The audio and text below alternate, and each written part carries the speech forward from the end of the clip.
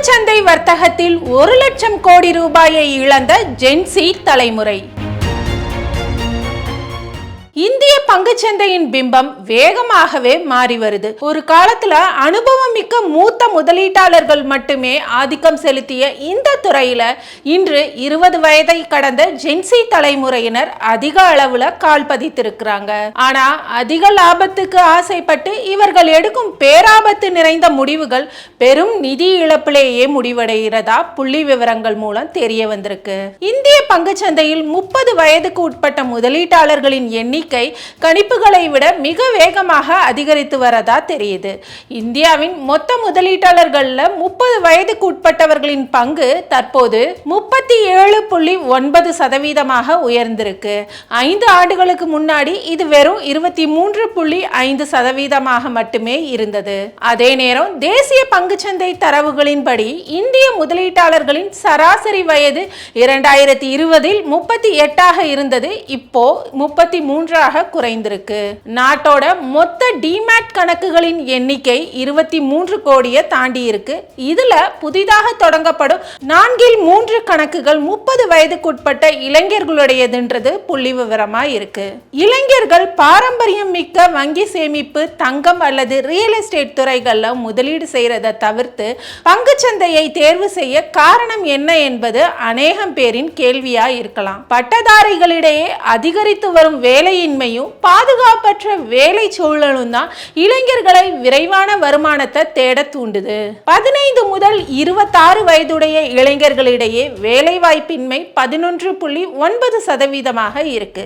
பட்டதாரிகள்ல ஆண்கள் 29%, பெண்கள் 36.9% வேலையின்மை நிலவுது. நாட்டில் 15 முதல் 29 வயதுக்குட்பட்ட 8.7 கோடி இளைஞர்கள் வேலைவாய்ப்பின்றி இருப்பதாக நிதி ஆயோக் கூறுது. ஜன்தன், ஆதார், யூபிஐ மற்றும் எளிமையான செயலி வடிவமைப்பு போன்றவை இன்றைய இளைஞர்களை பங்குச்சந்தைக்குள் எளிதாகவே ஈர்க்கும் முக்கிய காரணங்களாகவும் அமைஞ்சிருக்கு. சமூக வலைதளங்கள்ல முறையான அங்கீகாரமின்றி ஆலோசனைகளை வழங்கும் நிதி செல்வாக்காளர்கள் எனப்படும் இன்ஃப்ளூயன்சர்கள் ஆப்ஷன்ஸ், ஸ்மால் கேப் பங்குகளின் ஆபத்துகளை மறைச்சு கவர்ச்சிகரமான லாபங்களை மட்டுமே முதலீட்டாளர்களிடம் காட்டுறாங்க.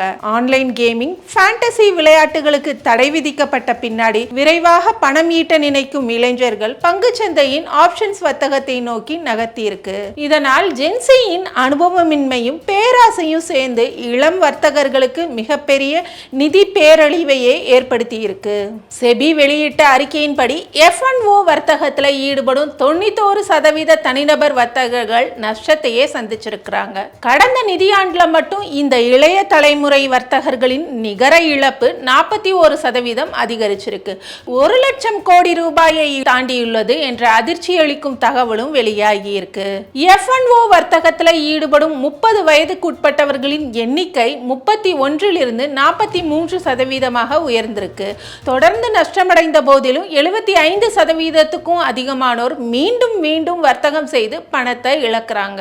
பொறுமையா இருங்கன்னு ஜென்சி இளைஞர்களுக்கு வெறும் அறிவுரை கூறுவது மட்டும் இதற்கான தீர்வா மாறிடாது.